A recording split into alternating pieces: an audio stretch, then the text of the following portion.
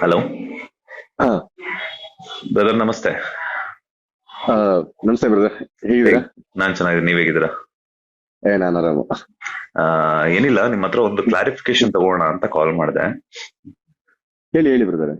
ಏನಂತಂದ್ರೆ, ಇತ್ತೀಚೆಗೆ ನೀವು ಯುವ ಸಂಭ್ರಮಕ್ಕೆ ನೀವು ಹೋಗಿದ್ರಿ, ಬಿಗ್ ಬಾಸ್ ಕಾರ್ತಿಕ್ ಹೋಗಿದ್ರಿ. ದಸರಾ ಹಬ್ಬ ಅಂದ್ರೆ ಹಾ. ಮೈಸೂರಲ್ಲಿ ಒಂದು ಭಾರತದಲ್ಲಿ ನಡೆಯುವಂತಹ ಅತಿ ಹೆಚ್ಚು ಸಂಭ್ರಮಿಸುವಂತಹ ಹಬ್ಬ. ಅದ್ರ ಜೊತೆಗೆ ಹೌದು ಅದಕ್ಕೆ ಅಂತಹ ಒಂದು ಪ್ರಾಮುಖ್ಯತೆ ಇದೆ ದಸರಾ ಹಬ್ಬಕ್ಕೆ. ಅಲ್ಲಿ ಹೌದು ಹೌದು. ಇರುವಂತಹ ಒಂದು ಮೈಸೂರು ಜನತೆ ಆಗಿರ್ಬೋದು, ಇಡೀ ಹ್ಮ್ ಪ್ರಪಂಚದಲ್ಲಿರುವಂತಹ ಜನರೆಲ್ಲನೂ ಕೂಡ ಮೈಸೂರು ವಿಶ್ವವಿಖ್ಯಾತ ದಸರಾ ಹಬ್ಬಕ್ಕೆ ಕಣ್ತುಂಬಿಕೊಳ್ಳೋಕೆ ಬರ್ತಾರೆ. ಸೊ ಅಲ್ಲಿ ಯುವ ಹ್ಮ್ ಸಂಭ್ರಮಕ್ಕೆ ನೀವು ಗೆಸ್ಟ್ ಆಗಿ ಹೋಗಿದ್ದಾಗ, ಸೊ ಅಲ್ಲಿ ನಿಮ್ಗೆ ಹ್ಮ್ ಅವಮಾನ ಆಯ್ತು ಅಂತ ಹೇಳ್ಬಿಟ್ಟು ಒಂದಷ್ಟು ಸೋಷಿಯಲ್ ಮೀಡಿಯಾಗಳಲ್ಲಿ ನಿಮ್ಗಾಗಿರ್ಬೋದು, ಬಿಗ್ ಬಾಸ್ ಹ್ಮ್ ಕಾರ್ತಿಕ್ ಅವ್ರಿಗಾಗಿರ್ಬೋದು, ಆ ಹ್ಮ್. ಹೋದಾಗ ಗೆಸ್ಟ್ ಆಗಿ ಹೋದಾಗ ಒಂದು ಅವಮಾನ ಮಾಡಿದ್ರು ಒಂದಷ್ಟು ಜನ ಅಂತ ಹೇಳ್ಬಿಟ್ಟು ಒಂದು ಸುದ್ದಿ ಹರಿದಾಡ್ತಾ ಇದೆ ಒಂದಷ್ಟು ಸೋಷಿಯಲ್ ಮೀಡಿಯಾ ಪ್ಲಾಟ್ಫಾರ್ಮ್ ಗಳಲ್ಲಿ. ಸೊ ಇದ್ರ ಬಗ್ಗೆ ಅವಮಾನನ? ನೀವು ಆ ಆತರ ಸುದ್ದಿ ಬರ್ತಾ ಇದೆ.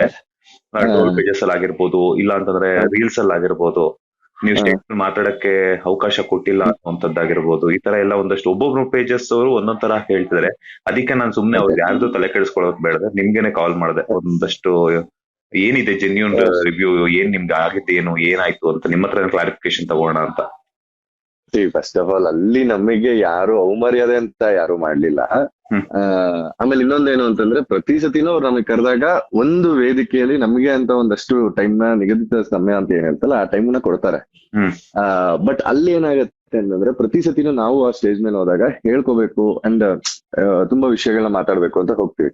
ಹ್ಮ್ ಅಲ್ಲಿ ಅವಮಾನ ಅಂತ ಸ್ಟೇಜ್ ಕಡೆಯಿಂದ ಆಗ್ಲಿ, ಇನ್ನೊಂದ್ರ ಕಡೆಯಿಂದ ಆಗ್ಲಿ, ಜನಗಳ ಕಡೆಯಿಂದ ಆಗ್ಲಿ, ಯಾರ ಕಡೆಯಿಂದನೂ ಆಗ್ಲಿಲ್ಲ. ಹ್ಮ್ ನನಗೆ ಅನ್ಸಿದ್ದು, ಹ್ಮ್ ಟು ಬಿ ಫ್ರಾಂಕ್ ಅನ್ಸಿದ್ದು. ಯಾಕಂದ್ರೆ ನಾವು ಎಷ್ಟೋ ವಿಷಯಗಳನ್ನ ಎಲ್ಲೂ ಹೇಳ್ಕೊಳಕ್ ಆಗ್ದಿದ್ದನ್ನ ಆ ವೇದಿಕೆ ಮೇಲೆ ಹೇಳ್ಕೋಬೇಕು ಅಂತ ಹೋದಾಗ ಏನಾಗತ್ತೆ, ಹ್ಮ್ ಈಗ ನಾನೊಬ್ಬ ಆರ್ಟಿಸ್ಟ್, ನನ್ಗೆ ಈ ತರ ವೇದಿಕೆಯಲ್ಲಿ ಇಷ್ಟು ಜನನ ನೋಡೋ ಅವಕಾಶ ಸಿಗೋದು ಅದೊಂದೇ ವೇದಿಕೆ ನನ್ಗೆ. ಹೌದು. ಆ ವೇದಿಕೆಯಲ್ಲಿ ನಾನು ಮಾತಾಡ್ಬೇಕು ಅಂತ ಹೋದಾಗ ಅಲ್ಲೇನಾಗತ್ತೆ, ಒಂದಷ್ಟು ಅಭಿಮಾನಿಗಳು D boss D boss D boss ಅಂತ ಕೂಗ್ತಾರೆ. ಓಕೆನಾ? ಹ್ಮ್ ಹ್ಮ್ ಹ್ಮ್ ಅದೇನಾಗತ್ತೆ, ನಾನ್ ಏನೇನೋ ಹೇಳ್ಬೇಕು ಅಂತ ಹೋಗಿರೋ ವಿಷಯಗಳು ಅಲ್ಲಿಗೆ ಸ್ಟಾಪ್ ಆಗೋಗ್ಬಿಡುತ್ತೆ. ಹ್ಮ್ ನನಗೆ ನೀವುಗಳು ಅದೇ ಈ ತರ ವೇದಿಕೆಗಳಲ್ಲಿ ನನಗೆ ಈ ತರ ಕೂಗ್ದಾಗ ನಾವು ಮಾತಾಡಕ್ಕಾಗ, ಅಂದ್ರೆ ನಾನೇನೋ ಹ್ಯುಮಿಲಿಯೇಟ್ ಆದೆ ಇನ್ನೊಂದು, ಬಿಕಾಸ್ ನಾನೇ ಡಿ ಬಾಸ್ ಅಪ್ಪಟ ಅಭಿಮಾನಿ. ಹ್ಮ್ ಸೊ ಈ ತರ ಇರ್ಬೇಕಾದ್ರೆ ನೀವು ಕೂಗ್ಬೇಕಾದ್ರೆ ನನಗೇನು ಅನ್ಸದೇ ಇಲ್ಲ. ನನ್ಗೆ ಇನ್ನೂ ಖುಷಿ ಆಗುತ್ತೆ, ನಮ್ ಬಾಸ್ ಹೆಸರು ಕೂಗ್ತಾ ಇದಾರಲ್ವಾ ಅಂತ. ಹ್ಮ್ ಬಟ್ ಏನಂದ್ರೆ, ನಾನೇನೋ ಕನ್ವೆ ಮಾಡಕ್ ಬಂದಿರ್ತೀನಲ್ಲ, ಅದು ಕನ್ವೆ ಆಗಲ್ಲ. ಅದೊಂದ್ ಸ್ವಲ್ಪ ಬೇಜಾರು ಅಂತ ಹೇಳಕ್ಕಾಗಲ್ಲ. ಕೈಂಡ್ ಆಫ್ ಏನೋ ಒಂದ್ ಕನ್ವೆ ಮಾಡಕ್. ಈಗ ನಾನು ಕ್ವಾಟ್ಲೆ ಹೋಗಿದ್ವಿ. ಓಕೆನಾ? ಕ್ವಾಟ್ಲೆಗೆ ಇದು ಫಸ್ಟ್ ವೇದಿಕೆ, ಈ ತರದೆಲ್ಲ ದೊಡ್ಡ ವೇದಿಕೆ. ಹ್ಮ್ ಅವನ್ ತುಂಬಾ ವಿಷಯಗಳ ಪಾಪ ಅವನು ಹಂಚ್ಕೋಬೇಕು. ನಾವಿಬ್ರು ಅನ್ಕೊಂಡಿದ್ವಿ ಒಂದು ಚಿಕ್ಕ ಡ್ಯಾನ್ಸ್ ಮಾಡೋಣ, ಹ್ಮ್ ಅದಾದ್ಮೇಲೆ ಅವ್ರ ಜೊತೆಗೆ ಇಂಟರಾಕ್ಟ್ ಮಾಡೋಣ ಅಂತ. ಹ್ಮ್ ಈ ಕಡೆ ಅಷ್ಟು ಜನ ಕೇಳೋ ಜನಸಂಖ್ಯೆ ಇದ್ರೆ ನಾವು ಮಾತಾಡೋದನ್ನ, ಇನ್ನೊಂದಷ್ಟು ಜನಸಂಖ್ಯೆ ಈ ತರ ಕೂಗ್ದಾಗ ಏನಾಗತ್ತೆ, ನಮ್ಗೆ ಅದನ್ನ ಎಕ್ಸ್ಪ್ರೆಸ್ ಮಾಡೋದಕ್ಕಾಗಲ್ಲ. ಹ್ಮ್ ಇನ್ನ ಈವೆಂಟ್ಸ್ ಗಳು ಬಿಡಿ, ಅವ್ರ ಹರಿಬಿರಲ್ ಅವ್ರವ್ರು ಇರ್ತಾರೆ, ಅವ್ರಿಗೆ ಬಿಟ್ಟಿದ್ದು. ಜನ ನಾವು ಅಂತ ಬಂದಾಗ ಅಲ್ಲಿ ಆ ಎಕ್ಸ್ಪ್ರೆಸ್ ಮಾಡಕ್ ಆಗಲ್ಲ ಅನ್ನೋದೊಂದು ಬೇಜಾರ್ ಅಷ್ಟೇನೆ. ಅದನ್ ಬಿಟ್ರೆ ಇನ್ನ ಆತರ ಕೂಗ್ತಾ ಇರೋರ್ಗೆ ನಾನು ಹೇಳೋದು ಇಷ್ಟ. ಏನ್ ಹೇಳಕ್ಕಾಗುತ್ತೆ ಅವ್ರಿಗೆ? ಎಲ್ಲೇ ಹೋದ್ರು ಎಲ್ಲಾರ ಮುಂದೆನೋ ಹಂಗೆ ಕೂಗ್ತಾರೆ. ಬಟ್ ಈಗ ಎಲ್ಲಾ ಫೀಲ್ಡಿಗೂ ಒಂದೊಂದು ಇದಿರುತ್ತೆ. ನಾವು ಫೀಲ್ಡ್ ಇಂದ ನಾವು ಬಂದಿರ್ತೀವಿ, ಕಲೆ ಅನ್ನೋ ಒಂದು ಇದರಿಂದ ಏನೇನೋ ಸ್ಟ್ರಗಲ್ಸ್, ಏನೋ ಅಪಾರ್ಟ್ ಫ್ರಮ್ ಆಲ್ ದಿಸ್, ದುಡ್ಡು ತಗೋತೀವಿ, ಕೆಲಸ ಮಾಡ್ತೀವಿ. ಎಲ್ಲದಕ್ಕಿಂತ ಹೆಚ್ಚಾಗಿ ಹ್ಮ್ ನಾವು ಮಾಡಿದ್ದನ್ನ ಒಬ್ಬ ಪ್ರಾಜೆಕ್ಟ್ ನ ಹೊಗಳಲಿ ಅಂತಾನೆ ಕೆಲಸ ಮಾಡೋದಲ್ವಾ ನಾವು. ಹ್ಮ್ ಈಗ ನೀವಾಗ್ಲಿ ಏನಕ್ಕೆ ನೀವು ಕಾಲ್ ಮಾಡ್ತೀರಾ ಅಂತಂದ್ರೆ, ಏನಾಯ್ತು ಅಂತ ಕೇಳಕ್ ಕಾಲ್ ಮಾಡ್ತೀರಾ. ದಟ್ಸ್ ಅ ಕರ್ಟಸಿ, ಒಬ್ಬ ಆರ್ಟಿಸ್ಟ್ ಮೇಲೆ ಅಂತ ಇದದು. ಹ್ಮ್ ಅದನ್ನ ನೀವ್ ಯಾರು ತೋರಿಸ್ಲಿಲ್ಲ ಅಂತಂದಾಗ ಎಲ್ಲೋ ಒಂದ್ ಕಡೆ ನೋವಾಗತ್ತೆ. ಎಲ್ಲೋ ಹೇಳ್ಬೇಕಾಗಿರೋಂತ ವಿಷಯಗಳು ಕನ್ವೆ ಆಗ್ದಿಲ್ದಾಗ ನಮ್ಗೆ ಅದೇ ಖುಷಿ ಅಲ್ವಾ? ಒಬ್ಬ ಆರ್ಟಿಸ್ಟ್ ಆಗಿ ನಿಮ್ ಮುಂದೆ ಬಂದು ಹೇಳ್ಕೊಳ್ಳೋದೇ ಖುಷಿ. ನಾನು ಇದನ್ನ ಮಾಡ್ತಾ ಇದ್ದೀನಿ, ಹಿಂಗಿದ್ದೀನಿ. ಅವಾಗ ಯಾರೋ ಒಬ್ರು ಕೂಗೋದು, ಇನ್ಯಾರ್ದೋ ಒಂದ್ ಚಪ್ಪಾಳೆನೋ ನನಗೆ ಇನ್ಸ್ಪೈರ್ ಆಗುತ್ತೆ. ಬಂದ್ ನಾವ್ ಇನ್ನೂ ಡಬಲ್ ಬೂಸ್ಟ್ ಆಗಿ ಕೆಲಸ ಮಾಡ್ತೀವಿ. ಹ್ಮ್ ಸೊ ಇದು ಸಿಗ್ಲಿಲ್ಲ ಅಂದಾಗ ಒಂದು ಬೇಜಾರಾಗತ್ತೆ ಅಷ್ಟೇನೆ. ಬಟ್ ಇನ್ನೊಂದು ಏನ್ ಗೊತ್ತಾ, ನನಗೆ ನಾನು ಅಬ್ಸರ್ವ್ ಮಾಡಿದ ಪ್ರಕಾರ ಏನಂತಂದ್ರೆ, ಯಾವುದೇ ಒಬ್ಬ ವ್ಯಕ್ತಿ ಹೀರೋಗಳು ಅವ್ರವ್ರ ಮಧ್ಯೆ ಏನಾಗಿರುತ್ತೋ ಗೊತ್ತಿಲ್ಲ. ಬಟ್ ಇವಾಗ ನೀವು ಹೇಳಿದ್ರಿ ಕೂಡ, ದರ್ಶನ್ ಅವರನ್ನ ಇಷ್ಟಪಡುವಂತಹ ವ್ಯಕ್ತಿ ಕೂಡ ನಾನು ಅಂತ ಹೇಳ್ಬಿಟ್ಟು. ದರ್ಶನ್ ಅವರನ್ನ ಇಷ್ಟಪಡುವಂತಹ ವ್ಯಕ್ತಿನೇ ಅಲ್ಲಿಗೆ ಹೋದಾಗ ಅವ್ರ ಮಾತುಗಳನ್ನ ಕೇಳುವಂತಹ ಸೌಜನ್ಯತೆ ಒಂದಷ್ಟು ಜನರ, ಅಂದ್ರೆ ಏನೊಂದು ಒಂದಷ್ಟು ಜನ ಡಿ ಬಾಸ್ ಅಭಿಮಾನಿಗಳಿಗೆ ಇಲ್ವಾ ಅನ್ನುವಂಥದ್ದು. ಎಲ್ರು ಅಂತಲ್ಲ, ಕೆಲವರಿಗೆ. ಇಲ್ಲ, ನಾನು ಅವ್ರು ಏನಿದೆ ಅಲ್ಲ, ಅವ್ರು ಕೂಗ್ಬೇಕು. ಈಗ ನಾನು ಕೂಗಿದ್ದೀನಿ, ಹ್ಮ್ ನಾನೇ ಇದ್ದೀನಲ್ಲ. ಆಸ್ ಅ ಫ್ಯಾನ್ ಆಗಿ ಇನ್ನೊಬ್ಬ ಆಕ್ಟರ್ ಬಂದಾಗ ನಾನೇ ಕೂಗಿದ್ದೀನಿ. ಹ್ಮ್ ಓಕೆನಾ? ಅವತ್ತಿನ ದಿನ ನನ್ಗೆ ಅದು ಅರ್ಥ ಆಗಿರ್ಲಿಲ್ಲ.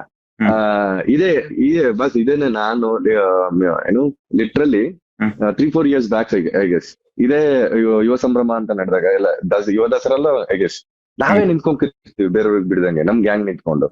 ಬಟ್ ಅವತ್ತಿನಕ್ಕೆ ನನಗೆ ಒಬ್ಬ ಆರ್ಟಿಸ್ಟ್ ಆಗಿರೋ ನನ್ಗೆ ಅರ್ಥ ಆಗಿರಲಿಲ್ಲ. ಬಟ್ ಇವತ್ತೇನ್ ಅನ್ನಿಸ್ತು ಅಂತಂದ್ರೆ after all the struggle, so ಒಂದ್ ಏನೋ ಜನಕ್ಕೆ ಸರ್ ಈಗ ನೀವು ಕ್ವಶನ್ ಕೇಳ್ತೀರಲ್ಲ, ಇದನ್ ಮಾಡ್ಬೇಕಾದ್ರೆ ನಮ್ದೊಂದಷ್ಟು ಇಂಟರ್ವ್ಯೂಸ್ ಮಾಡ್ಬೇಕಾದ್ರೆ ಅಲ್ಲಿ ನಾವು ನಿಮ್ ಕ್ವಶನ್ಸ್ ಗಳಿಗೆ ಮಾತ್ರ ಸೀಮಿತ ಆಗಿರ್ತೀವಿ.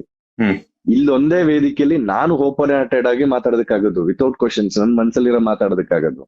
ಈ ತರದೊಂದ್ ಜನ ನೋಡಿದಾಗ್ಲೇನೆ ಅಲ್ಲಿ ಅದು ಭಾರಿ ಕಷ್ಟ ಆಗ್ತದೆ ಆಕ್ಚುಲಿ. ಇದು 2-3 ಸತಿ ಇದೆ. ಸೊ ಹೋದಾಗ್ಲೇ ಹಿಂಗಾಗುತ್ತೆ ಅಂದ್ರೆ ಬೇಜಾರು.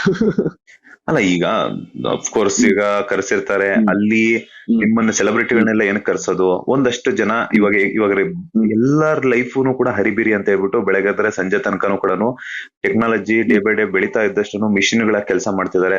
ಈ ದಸರಾ ಹಬ್ಬ ಅಂತ ಆಗಿರ್ಬೋದು, ಇನ್ನೊಂದಷ್ಟು ಅಕೇಶನ್ಸ್ ಅಂತ ಆಗಿರ್ಬೋದು, ಒಂದಷ್ಟು ಎಂಟರ್ಟೈನ್ಮೆಂಟ್ ತಗೊಳ್ಳಿ, ಸೆಲೆಬ್ರಿಟಿಗಳು ಬಂದು ಅವರಿಬ್ಬರ ಮಧ್ಯೆ ಅವರು ನಡೀತಿರುವಂತಹದ್ದು ಅವ್ರ ಜನರನ್ನ ಎಂಟರ್ಟೈನ್ ಮಾಡುವಂತದ್ದಾಗಿರ್ಬೋದು, ಅಥವಾ ಒಂದು ಕಲರ್ಫುಲ್ ದುನಿಯಾದಲ್ಲಿ ಏನೆಲ್ಲ ನಡೆಯುತ್ತೆ ಅನ್ನೋಂತಹ ವಿಚಾರಗಳನ್ನ ತಿಳಿಸ್ಕೊಳ್ಳುವಂತದ್ದಾಗಿರ್ಬೋದು. ಈ ತರ ನಡೆಯುತ್ತೆ ಯುವ ಸಂಭ್ರಮದಲ್ಲಿ. ಜನಕ್ಕೆ ಡ್ಯಾನ್ಸ್ ಮಾಡೋದ್ರ ಮೂಲಕ ಆಗಿರ್ಬೋದು, ಹಾಡಾಡೋದ್ರ ಮೂಲಕ ಆಗಿರ್ಬೋದು, ಎಂಟರ್ಟೈನ್ಮೆಂಟ್ ಕೊಡ್ಬೇಕು ಅಂತ. ಜನ ಎಂಟರ್ಟೈನ್ಮೆಂಟ್ ಆಗಿ ತಗೊಳ್ತಿಲ್ಲ, ಒಂದು ಎಲ್ರು ಅಂತಲ್ಲ. ಆಮೇಲೆ ಇನ್ನೊಂದ್ ಏನಂತಂದ್ರೆ ಅಲ್ಲಿ ಬಂದಿರುವಂತವ್ರಿಗೆ ಆ ವೇದಿಕೆ ಮೇಲೆ ಯಾವುದೋ ಒಬ್ಬ ವ್ಯಕ್ತಿನ ನಾವು ಕರ್ಕೊಂಡ್ ಬಂದಾಗ ಅವ್ರ ಮಾತುಗಳನ್ನ ಕೇಳಬೇಕು, ಅವ್ರಿಗೆ ನಾವು ಗೌರವ ಕೊಡ್ಬೇಕು ಅನ್ನುವಂಥದ್ದು. ಇನ್ನ ಒಂದ್ ಏನಂತಂದ್ರೆ, ಈಗ ದರ್ಶನ್ ಅವ್ರು ಆಲ್ರೆಡಿ ಒಂದು ಆರೋಪಿ ಸ್ಥಾನದಲ್ಲಿದ್ದಾರೆ, ಅಪರಾಧಿ ಅಂತೂ ಆಗಿಲ್ಲ. ಬಟ್ ಅವರು ತಮ್ಮ ಕಷ್ಟಗಳೇನಿದೆಯೋ ಅದನ್ನ ಅನುಭವಿಸ್ತಾ ಇದ್ದಾರೆ. ಅದ್ರ ಜೊತೆಗೆ ಒಂದಷ್ಟು ಜನ ಅವ್ರ ಫ್ಯಾಮಿಲಿ ಮೆಂಬರ್ಸ್ಗೂ ಅಷ್ಟೇನೆ, ನಮ್ಮನೆ ಮಗ ಇವಾಗ ಜೈಲಲ್ಲಿ ಇದಾರೆ ಅಂತ ಹೇಳ್ಬಿಟ್ಟು ಅವ್ರಿಗೆ ನೋವಾಗಿರುತ್ತೆ. ಹೊರಗಡೆ ಎಲ್ಲ ಅವ್ರ ಫ್ಯಾನ್ಸ್ ಎಲ್ಲಾನು ಈ ತರ ಒಂದಷ್ಟು ಜನ ಡಿ ಬಾಸ್ ಅಂತ ಕೂಗುವಂತದ್ದು, ಅವ್ರಿಗೆ ಅವರ ಹೆಸರಿಗೆ ಕಳಂಕ ತರುವಂತಹ ಒಂದಷ್ಟು ಕೆಲಸಗಳನ್ನ ಮಾಡುವಂತದ್ದಾಗಿರ್ಬೋದು. ಈ ತರ ಮಾಡಿದಾಗ ಸೊ ಅವ್ರಿಗೂ ಕೂಡ ನಮ್ಮ ಮನೆ ಮಗನಿಗೆ ಈ ತರ ಫ್ಯಾನ್ಸ್ ಇದಾರ ಅಂತ ಹೇಳ್ಬಿಟ್ಟು ಒಂದಷ್ಟು ಆತಂಕ ಆಗಿರ್ಬೋದು, ಬೇಸರ ಆಗಿರ್ಬೋದು. ಮಾತಾಡೋದೇ ಬೇಡ ಸರ್. ನೀವ್ ಹೇಳ್ತಿರೋದು ತುಂಬಾ ದೊಡ್ಡ. ದರ್ಶನ್ ಸರ್ದೆಲ್ಲ ಒಂದ್ ಸ್ವಲ್ಪ ಮೇಲ್ಗಡೆ ನಮ್ಮ ಮನೇಲೆ ಸರ್. ಈಗ ಫಾರ್ ಎಕ್ಸಾಂಪಲ್ ನಮ್ಮ ಅಮ್ಮಂಗ್ ಹುಷಾರಿಲ್ಲ ಅಂತಂದ್ರೆ ನಾನು ರೂಮಲ್ಲಿ ಇದ್ರೆ ನಾನು ಜೋರಾಗಿ ಹೆಸರಕ್ಕೆ ಹೋಗಲ್ಲ. ನಮ್ಮ ಅಮ್ಮಂದು ಅಮ್ಮ ಅಂತ ಜೋರಾಗೂ ಲೌಡಕ್ ಹೋಗಲ್ಲ, ಯಾಕಂದ್ರೆ ನಮ್ಮ ಅಮ್ಮಂಗ್ ಹುಷಾರಿಲ್ಲ ಅಂತ. I know it. ಅವ್ರಿಗೆ ಎದ್ದು ಸಡನ್ ಆಗಿ ಬರಕ್ಕಾಗಲ್ಲ, ರಿಯಾಕ್ಟ್ ಮಾಡಕ್ಕಾಗಲ್ಲ, ಇಲ್ಲ ನಾನು ಕೂಗಿದ್ರೆ ಕಟಾರ್ ಅಂತ ಇರ್ತಾರೆ. ಈ ಇದ್ರಲ್ಲಿ ಬೆಳೆಯೋರು ನಾವು. ಅಂದ್ರೆ ಪ್ರತಿಯೊಬ್ರು ಮನೇಲೂ ಹಿಂಗೆ ಇರುತ್ತೆ, ಯಾರ ಮನೇಲೂ ಅಂತಿಲ್ಲ ಸರ್, ಎಂತವ್ರ ಮನೇಲೂ ಹಿಂಗೆ ಇರುತ್ತೆ. ಅಮ್ಮಂಗ್ ನೋವಾಗಿದೆ ಅಂದ್ರೆ ಯಾರು ಜ್ವರ ಕೂಗಲ್ಲ. ಓಕೆನಾ? ಇಂಥವ್ರು ನಾವು ತುಂಬಾ ಇಷ್ಟಪಡೋಂತ ಅಭಿಮಾನಿಗಳಾಗಿ ಈಗ ಅವ್ರು ತೊಂದ್ರೆಲಿದ್ದಾರೆ ಸರ್. ಓಕೆನಾ? ನಾನೀಗ ಅವ್ರ ಹೆಸರನ್ನ ನಾನು ಇಲ್ಲಿ ಕೂಗ್ತೀನಿ ಅನ್ನೋದಾದ್ರೆ, ಇನ್ನೊಬ್ಬ ವ್ಯಕ್ತಿ ಮುಂದೆ ಕೂಗ್ತೀನಿ ಅಂದ್ರೆ ನಾನು ಅವ್ರಿಗೂ ನಾನು ಅವಮರ್ಯಾದೆ ಮಾಡ್ದಂಗೆ, ಇವ್ರಿಗೂ ನಾನು ಅವಮರ್ಯಾದೆ ಮಾಡ್ದಂಗೆ. ಇವನು ಯಾರೋ ಕಷ್ಟಪಟ್ಟ ಬರೋದು, ಪಾಪ ಇವನು ಯಾರು ಏನೇನೋ ಮಾಡ್ಕೊಂಡು ಏನೇನೋ ಮಾಡಿ ಸಾಲ ಸೋಲ ಮಾಡ್ಕೊಂಡು ಎಲ್ಲರಿಗೂ ಸುಳ್ಳು ಹೇಳಿ ಕಷ್ಟಪಟ್ಕೊಂಡು ಈ ಜಾಗಕ್ಕೆ ಬಂದಿರ್ತಾನೆ. ಸರಿನಾ? ಆ ವ್ಯಕ್ತಿಗ್ ನೀನು ಒಂದ್ 4 ಮಾತಾಡಕ್ ಬಿಡ್ಲಿಲ್ಲ ಅಂತಂದ್ರೆ, ಹೌದು ಸರ್ ತೊಂದ್ರೆಲಿದ್ದಾರೆ, ಅವ್ರ ಹೆಸರು ಪದೇ ಪದೇ ಕೂಗ್ತಾ ಇದ್ದಾಗ, ಈಗ ನಮ್ಮ ಮನೇಲಿ ಯಾರನ್ನ ನೋಡ್ತಾ ಇದಾರೆ ಅದನ್ನ ಟಿವಿಲಿ ಗೊತ್ತಾಗುತ್ತೆ, ನಾವ್ ಈ ತರ ಇದೀವಿ, ಜನಗಳು ಯಾಕೆ ಈ ತರ ಮಾಡ್ತಿದಾರೆ ಅಂತ ಹೇಳ್ಕೊಳಕ್ ಆಗಲ್ಲ ಅಷ್ಟೇನೆ ಆ ದುಃಖನ. ಬಟ್ ನೋವಂತೂ ಆಗುತ್ತೆ. ಅವ್ರಿಗೂ ಮಾತಾಡಕ್ ಬಿಡ್ತಿಲ್ಲ, ಇವ್ರಿಗೂ ತೊಂದರೆ ಕೊಡ್ತಾ ಇದಾರೆ, ಯಾಕೆ ಅಂತ ಅನ್ಸುತ್ತೆ. ಬಟ್ ನಾವ್ ಯಾರಿಗೂ ಪ್ರಶ್ನೆ ಮಾಡಕ್ ಆಗಲ್ಲ. ಅದಂತೂ ನಿಜ. ಹೋಗ್ಬೇಡಿ ಅಂತಾನು ಹೇಳಕ್ ಆಗಲ್ಲ. ಅಲ್ಲ, ಅಭಿಮಾನ ಅನ್ನೋದು ಇಲ್ಲಿ ನಾನು ಹೇಳ್ತಿರೋದೇನಂದ್ರೆ ಅಂಧಾಭಿಮಾನ ಬೇಡ ಅಂತ. ಯಾಕಂತಂದ್ರೆ ಈಗ್ಲೂ ಕೂಡ ಎಷ್ಟೋ ಜನ ಅಭಿಮಾನಿಗಳು ಅವ್ರ ಹೆಸರಲ್ಲಿ ಅನ್ನದಾನ ಆಗಿರ್ಬೋದು ನಮ್ಗೆ ಹೇಳ್ತಾರೆ, ಸರ್ ಈ ತರ ಅನ್ನದಾನ ಮಾಡ್ತಿದೀವಿ ಹಂಗೆ ಹಿಂಗೆ ಅಂತ ಹೇಳ್ಬಿಟ್ಟು ಸಾಕಷ್ಟು ಸಲ ಹೇಳ್ತಾರೆ. ಒಂದಷ್ಟು ಜನ ಅಭಿಮಾನಿಗಳು ಇದಾರೆ. ಅದನ್ನು ಆ ಒಂದು ವರ್ಗನೇ ಬೇರೆ ಇದೆ, ಈ ಒಂದು ವರ್ಗನೇ ಬೇರೆ ಇದೆ. ಇದು ಯಾಕೆ ಅಂಧಾಭಿಮಾನ ಆಗ್ತಾ ಇದೆ ಒಂದಷ್ಟು ಜನರಲ್ಲಿ ಅಂತ ನನಗೆ ಒಂದು ಅಭಿಮಾನದ ಬಗ್ಗೆ ನಾನು ಹೆಸರೇ ಇಡಕ್ ಹೋಗಲ್ಲ ಸರ್. ಅದೇನಾದ್ರು ಅನ್ಕೊಳ್ಳಿ, ಬಟ್ ಏನಂದ್ರೆ ನಾವೇ ಒಂಚೂರು ಯೋಚನೆ ಮಾಡ್ಬೇಡ ಅಂತ. ಸರಿ, ನನಗೆ ದರ್ಶನ್ ಸರ್ನ ಮೀಟ್ ಮಾಡೋದು ತುಂಬಾ ಕಷ್ಟನೇ ಇಲ್ಲ ಸರ್. ನನಗೆ ಈ ಸುತ್ತ ಇರೋರ್ನ ಯಾರನ್ನ ಒಬ್ರನ್ನ ಕೇಳಿದ್ರು ಕರ್ಕೊಂಡೋಗಿ ಮೀಟ್ ಮಾಡಿಸ್ಬಿಡ್ತಾರೆ. ನಾನು ಬ್ಯಾಡ್ ಮ್ಯಾನರ್ಸ್ ಮಾಡಿದಾಗ ಒಂದೇ ಸತಿ ಅವ್ರನ್ನ ನೋಡಿದ್ದು. ಸರಿನಾ? ಅದಾದ್ಮೇಲೆ ನಾನು ಏನಕ್ಕೆ ಅವ್ರನ್ನ ನೋಡಕ್ ಪ್ರಯತ್ನ ಪಡ್ತಿಲ್ಲ ಅಂತಂದ್ರೆ, ನನ್ಗೆ ಯಾವ್ದನ ಒಂದ್ ಸಿನಿಮಾ ಮಾಡಿ ಅವ್ರ ಆ ಸಿನಿಮಾ ನೋಡಿ ಅವ್ರ ಒಂದ್ಸತಿ ಫೋನ್ ಮಾಡೋ, ಇಲ್ಲ ಒಂದ್ಸತಿ ಕರ್ಸೋ ಮಾತಾಡ್ಬೇಕು ಅಂತ ಸರ್. ನನ್ ಕೆಲ್ಸದಿಂದ ಅವ್ರು ನನ್ನ ಕರ್ಸಿ ಮಾತಾಡ್ಬೇಕು ಅಂತ. ನಾವುಗಳು ಇದೀವಿ ಅಂದ್ರೆ ಈಗ ನಂಗೆ ಸುದೀಪ್ ಅಂದ್ರು ಅಷ್ಟೇ, ಕ್ರಿಕೆಟ್ ಆಡ್ತೀವಿ, ಎಲ್ಲರ ಜೊತೆಗಿರ್ತೀವಿ, ಎಲ್ಲರೂ ಇದ್ದೀರ ಕೇಳ್ತೀವಿ, ಮಾಡ್ತೀವಿ. ಸರಿ, ಎಲ್ಲಾರು ಹಿಂಗಿದ್ದಾರೆ, ದೊಡ್ಡವ್ರನ್ನ ಸೀನಿಯರ್ಸ್ ಗಳನ್ನ ನಾವು ಫಾಲೋ ಮಾಡ್ತಾ ಇದೀವಿ. ನೀವು ಪ್ರತಿ ಬಾರಿ ಅವ್ರ ಹೆಸರನ್ನ ಹೇಳ್ದಾಗ ಏನಾಗುತ್ತೆ ಗೊತ್ತಾ, ನಮ್ಗೆ ಒಂಥರ ಹ್ಯೂಮಿಲೇಟ್ ಆಗ್ಬಿಡುತ್ತೆ. ಅಯ್ಯೋ ಯಾಕೆ ಹಿಂಗ್ ಮಾಡ್ತಿದ್ದಾರೆ ಅಂತ. ಅದೊಂದ್ ಸ್ವಲ್ಪ ತುಂಬಾನೇ ಬೇಸರ ಸರ್. ಅದು ಅಭಿಮಾನಕ್ಕೆ ಅವರೇ ಅರ್ಥ ಮಾಡ್ಕೋಬೇಕು, ನಾವೇನು ಹೇಳಕ್ಕಾಗಲ್ಲ ಅದು. ಬಟ್ ಅದೇನೆ, ಇವಾಗ ದರ್ಶನ್ ಅವ್ರನ್ನ ಇಷ್ಟಪಡುವಂತ ವ್ಯಕ್ತಿಯಾಗ ಹೋಗಿರ್ತೀರಾ ನೀವು, ಅವ್ರ ಫ್ಯಾನ್ಸ್ಗೂ ಕೂಡ ಒಂದಷ್ಟು ಎಂಟರ್ಟೈನ್ಮೆಂಟ್ ಕೊಡ್ಬೇಕು ಅಂತ ಹೋಗಿರ್ತೀರಾ. ಅವ್ರ ಬಗ್ಗೆ ಏನಾದ್ರು ಹೇಳಕ್ ಹೋದಾಗ್ಲೂ ಕೂಡ ಆ ಮಾತುಗಳನ್ನ ಕೇಳಿಸ್ಕೊಳ್ಳುವಂತ ಒಂದಷ್ಟು ಸೌಜನ್ಯತೆ ಇರಲ್ವಾ ಅವ್ರಿಗೇನೆ ಅಂತ. ಇವಾಗ ದರ್ಶನ್ ಅವ್ರ ಸರ್ ಅಭಿಮಾನಿಗಳೇ ಅಲ್ಲಿ ಇದೆಲ್ಲ ಸೇರಿರ್ತಾರೆ ಅಂತ ಆಗಿರೋದೇ ಅನ್ಕೊಳ್ಳಿ. ನಮ್ಮ ಸೋಷಿಯಲ್ ಮೀಡಿಯಾದಿಂದ ಸರ್. ಹ್ಮ್ ಇದೆಲ್ಲ ಆಗಿರೋದೇ ನಮ್ಮ ಸೋಷಿಯಲ್ ಮೀಡಿಯಾದಿಂದ. ಹೇಳ್ತೀನಿ ಕೇಳಿ. ಏನಕ್ಕೆ ಅಂತಂದ್ರೆ ಮೊದ್ಲೆಲ್ಲಾರು ನಾವು ಮಾತಾಡ್ತಿದ್ರೆ ಕುತ್ಕೊಂಡ್ ಕೇಳಿಸ್ಕೊಳ್ಳೋರು. ಹ್ಮ್ ಅವ್ರಿಗೆ ಇನ್ನೊಬ್ರಿಗೆ ನನ್ನನ್ನ ತೋರಿಸೋ ಅವಶ್ಯಕತೆ ಇರ್ಲಿಲ್ಲ. ಈಗ ಪ್ರತಿಯೊಬ್ರಿಗೂನು ಅವ್ರು ಹೋಗಿ ಸ್ಟೇಜ್ ಮೇಲೆ ಏನ್ ನಡೀತಿದೆ ಅನ್ನೋದಕ್ಕಿಂತ ಅದನ್ನ ಪೋಸ್ಟ್ ಮಾಡಿ ಎಷ್ಟು ಲೈಕ್ಸ್ ಎಷ್ಟು ವ್ಯೂಸ್ ಬರುತ್ತೆ ಅನ್ನೋದ್ರ ಮೇಲೆ ಇದಾರೆ ಈಗ. ಹ್ಮ್ ಹ್ಮ್ ಹ್ಮ್ ಇವನ್ ಬಂದಿದ್ದ ಈ ತರ ಮಾತಾಡ್ದ, ಕ್ಯೂ ಪಾಯಿಂಟ್ಸ್ ಹಾಕು, ಆ ಅಲ್ಗಾರಿದಮ್ಗೆ ಮ್ಯಾಚ್ ಮಾಡಿ, ಇನ್ಸ್ಟಾಗ್ರಾಮ್ ಅಲ್ಗಾರಿದಮ್ಗೆ. ಸೊ ಅಲ್ಲಿ ಬಂದಿರೋರು ಯಾರು ಕೂತ್ಕೊಂಡು ಕೇಳಿಸ್ಕೊಳ್ಳೋ ಇದೇ ಇಲ್ಲ ಸರ್. ಕ್ಯಾಮ್ರಾ ಈ ಕಡೆಗೆ ಪ್ಯಾನ್ ಆಗುತ್ತೆ ಅಂತ ಗೊತ್ತು ಎಲ್ಲಾರ್ಗುನು. ಹ್ಮ್ ಸೊ ಅವಾಗ ಕಿರಿಸ್ತಾರೆ ಹ್ಮ್ ಹ್ಮ್ ಹ್ಮ್ ಹ್ಮ್ ಒಂದಷ್ಟು ಜನ. ಸರ್ ಇನ್ನ ನಮ್ಮ ಮಾತುಗಳನ್ನ ಕೇಳಿಸ್ಕೊಳ್ಳೋ ಕೂತಿದ್ದವ್ರು ಒಂದಷ್ಟು ಜನ ಇದ್ದಾರೆ. ನಾನು ಅವ್ರಿಗೆ ಮಾತಾಡ್ತಾ ಇದ್ದೆ, ಯಾವಾಗ ಈ ತರ ಕಿರ್ಸೋದು ನಾನು ಸುಮ್ಮನೆ ಮಾತಾಡ್ಲಿಲ್ಲ. ನಾನೀಗ ಅವ್ರಿಗೆ ನನ್ ಕೂಗ್ಬೇಡಿ ಅಂತ ಹೇಳಕ್ಕಾಗತ್ತೆ ಸರ್. ಬಿಕಾಸ್ ಈಗ ನನ್ನ ಹೆಸರು ಕೂಗೋರು, ನಾನು ನಾಳೆ ಯಾವ್ದಾನ ಒಂದ್ ಒಳ್ಳೆ ಕೆಲಸ ಮಾಡೋದು ನನ್ನ ಹೆಸರು ಕೂಗೋರು ಒಂದ್ 4 ಜನ ಉಟ್ಕೋಬಹುದು. ಹ್ಮ್ ಬಟ್ ನಾನು ಅವ್ರಿಗೂ ಬೇಡ ಅನ್ನಕ್ಕಾಗಲ್ಲ, ಇವ್ರಿಗೂ ಬೇಡ ಅನ್ನಕ್ಕಾಗಲ್ಲ. ನಾವು ಒಂದ್ ಹೆಸರು ಸಂಪಾದನೆ ಮಾಡ್ಬೇಕು ಅಂತ ನಿಂತಾಗ ಯಾರ್ದನ್ನು ನಾವು ತಪ್ಪು ಅಂತ ಹೇಳಕ್ಕಾಗಲ್ಲ. ಬಟ್ ಅವ್ರು ಅರ್ಥ ಮಾಡ್ಕೊಂಡ್ಬಿಟ್ರೆ ಚೆನ್ನಾಗಿರುತ್ತೆ ಅಂತ. ಅಫ್ಕೋರ್ಸ್. ಯಾಕಂತಂದ್ರೆ ನಿಮ್ ಮಾತುಗಳು ಕೇಳ್ಬರ್ತೇವೆ ನನಗೆ. ದರ್ಶನ್ ಸರ್ ಒಂದು ಹೇಳಿದ್ ನೆನಪಾಗ್ತಿದೆ. ಲೈಟ್ ಬಾಯ್ ಅಂತ ಹಿಡಿದ್ಬಿಟ್ಟು ಇವತ್ತು ಸ್ಯಾಂಡಲ್ವುಡ್ ಸುಲ್ತಾನ್ ಆಗಿದ್ದಾರೆ ಅಂತಂದ್ರೆ ಅವ್ರು ಎಷ್ಟು ಕಷ್ಟಪಟ್ಟಿರ್ತಾರೆ. ಅಂತ ಒಂದು ಹೆಸರನ್ನ ಅವ್ರು ಕಷ್ಟಪಟ್ಟು ಬೆಳೆಸ್ಕೊಂಡ್ ಬಂದಾಗ, ಉಳಿಸ್ಕೊಂಡ್ ಬಂದಾಗ ಅಭಿಮಾನಿಗಳಾಗಿ ಆ ಒಂದು ಹೆಸರನ್ನ ಉಳಿಸ್ಬೇಕಲ್ವಾ. ಇವಾಗ ನಾಳೆ ದಿನ ನಿಮ್ಗೆ ಆಗಿರ್ಬೋದು, ಬಿಗ್ ಬಾಸ್ ಇಂದ ಹೊರಗಡೆ ಬಂದಾಗ ನಿಮ್ಗೆ ಎಷ್ಟು ಚೆನ್ನಾಗಿ ರೆಸ್ಪಾನ್ಸ್ ಮಾಡಿದ್ರು, ಎಷ್ಟು ಚೆನ್ನಾಗಿ ಜನ ರಿಸೀವ್ ಮಾಡ್ಕೊಂಡ್ರು ನಿಮ್ಗೆ. ನೀವು ಆ ಟ್ರೋಫಿನ ನಿಮ್ ಕೈಗೆ ಸಿಕ್ಕರಿ, ಏನ್ ರನ್ನರ್ ಅಪ್ ಟ್ರೋಫಿನ ತಗೊಂಡ್ಬರ್ಬೇಕು ಅಂದ್ರೆ ಅದು ಎಲ್ರಿಗೂ ಸಾಧ್ಯ ಇಲ್ಲ. ನೀವ್ ಅಲ್ಲಿ ಗಂಟೆ ಹೋಗಿದ್ದೀರಾ ಅಂತಂದ್ರೆ ಅದರಲ್ಲಿ ನಿಮ್ಮ ಪರಿಶ್ರಮ ಎಷ್ಟಿದೆ ಅಂತ ಹೇಳ್ಬಿಟ್ಟು ನಿಮಗ್ ಮಾತ್ರ ಗೊತ್ತಿರುತ್ತೆ ಅಲ್ವಾ. ಅದನ್ನ ನಿಮ್ಮ ಟ್ರೂ ಫ್ಯಾನ್ಸ್ ಯಾರಿದ್ದಾರೆ ಅದನ್ನ ನೀವು ಮಾಡುವಂತ ಒಳ್ಳೊಳ್ಳೆ ಕೆಲಸಗಳನ್ನ ರೂಢಿಸ್ಕೊಳ್ಳೋದಾಗಿರ್ಬೋದು, ಈ ತರ ಮಾಡ್ಬೇಕು. ಅದನ್ನ ಬಿಟ್ಟು ಅವರ ಕಷ್ಟದಲ್ಲಿದ್ದಾಗ್ಲೇನೆ ಮತ್ತೆ ಅವ್ರಿಗೆ ಮತ್ತೆ ಬೇಸರ ಮಾಡುವಂತ ಸಂಗತಿಗಳನ್ನ ಉಂಟು ಮಾಡಿದ್ರೆ ಅವ್ರ ಮನೆಯವ್ರಿಗೂ ತೊಂದ್ರೆ, ಅವರ ಒಂದಷ್ಟು ಜನ ಅಭಿಮಾನಿಗಳಿಗೂ ತೊಂದ್ರೆ. ಅವರು ಇದು ಮಾಡೋದ್ರಿಂದ ಫಸ್ಟ್ ಆಫ್ ಆಲ್ ಏನ್ ಸಿಗುತ್ತೆ ಅಂತ ನನಗೆ. ಸರ್ ಇಲ್ಲಿ ಸೋಷಿಯಲ್ ಮೀಡಿಯಾ ಆಕ್ಟಿವಿಟೀಸ್ ಅಷ್ಟೇನೆ ಇಲ್ಲ. ಅವ್ರಿಗೆ ಇನ್ನೇನೋ ಪರ್ಸನಲ್ ಆಗಿ ನಮ್ಮನ್ನ ಹರ್ಟ್ ಮಾಡ್ಬೇಕು ಅನ್ನೋದು ಏನಿರಲ್ಲ.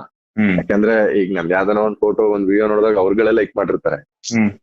ನಾನು ಹೇಳ್ತಾ ಇರೋದು, ಯಾವಾಗ ಇದೊಂದು ಡಿ ಬಾಸ್ ಅಂತ ಸ್ಲೋಗನ್ ಬರುತ್ತೆ ಎಲ್ಲಾರು ಕಿರ್ಚೋದಕ್ಕೆ ಸ್ಟಾರ್ಟ್ ಮಾಡ್ತಾರೆ. ಸರ್ ನಾನು ಮಧ್ಯದಲ್ಲಿ ಇದ್ದೀನಿ, ನಾನು ಕಿರ್ಚ್ತಾ ಇದ್ದೆ, ಹೇಳ್ತಿಲ್ವಾ.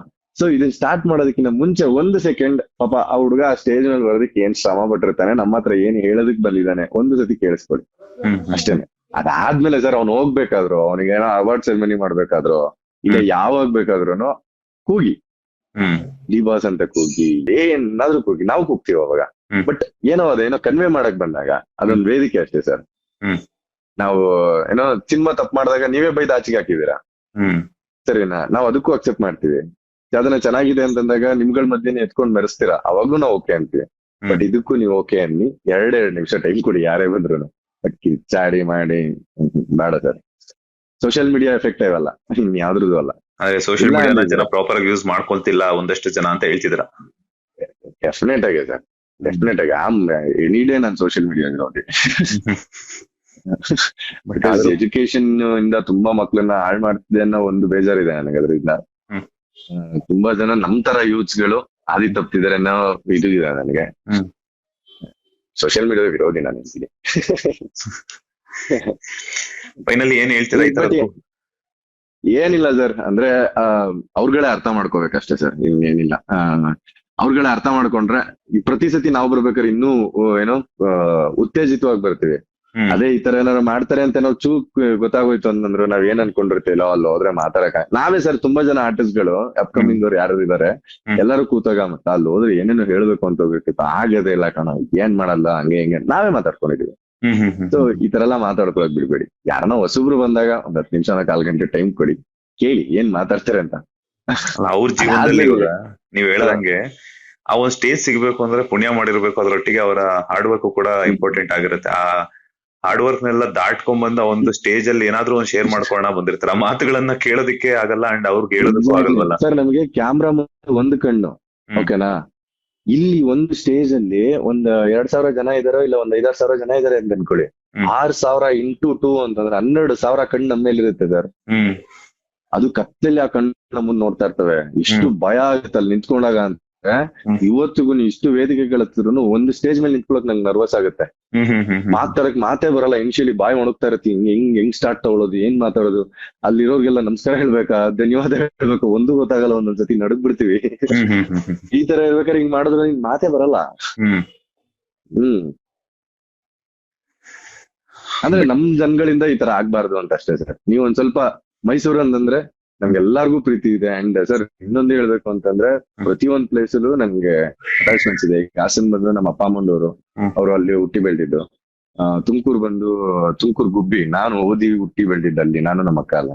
ಸೊ ಆ ತರದೊಂದು ಕನೆಕ್ಷನ್. ಈಗ ಮೈಸೂರ್ದು ಏನು ಅಂತಂದ್ರೆ ನನ್ನ ತಂದೆ ಕನೆಕ್ಷನ್ ಮಾಡಿದ್ದ ಜಾಗ. ನಮ್ ತಾತನ್, ನಮ್ಮ ಅಜ್ಜಿ ತಾತ ಎಲ್ಲ ಅಲ್ಲೇ ಇರೋದು ಮೈಸೂರ್ ಕಡೆನೆ, ನಮ್ಮ ಅಪ್ಪನ ರಿಲೇಟಿವ್ಸ್ ಎಲ್ಲ. ಸೊ ಆ ರಿಲೇಷನ್, ಆ ಬಾಂಡಿಂಗ್ ಇದೆ ನಂಗೆ ಅವ್ರ ಮಧ್ಯ. ಸೊ ಅಲ್ಲಿಗೆ ಏನಾದ್ರು ಹೇಳ್ಬೇಕು, ಮಾಡ್ಬೇಕು, ಏನಾದ್ರು ಒಂದ್ ಆಯ್ತು ಅಂತ ಖುಷಿಯಾಗಿ ಹೇಳ್ಬೇಕು ಅಂತ ಈ ಬೇಜಾರಾಯ್ತು ಅಷ್ಟೇ ಸರ್, ಇನ್ನೇನಿಲ್ಲ. ಮಾಡ್ಬೇಕು ಅಷ್ಟೇ ಅಂತ ಕೇಳ್ಕೋಬಹುದು, ತಪ್ಪು ಅಂತಾನು ಹೇಳಕ್ ಆಗಲ್ಲ ನಮ್ ಕೈಲಿ. ಥ್ಯಾಂಕ್ ಯು ಸೋ ಮಚ್ ಒಂದಷ್ಟು ಕ್ಲಾರಿಫಿಕೇಶನ್ ಅನ್ನ ಕೊಟ್ಟಿದ್ದಕ್ಕೆ.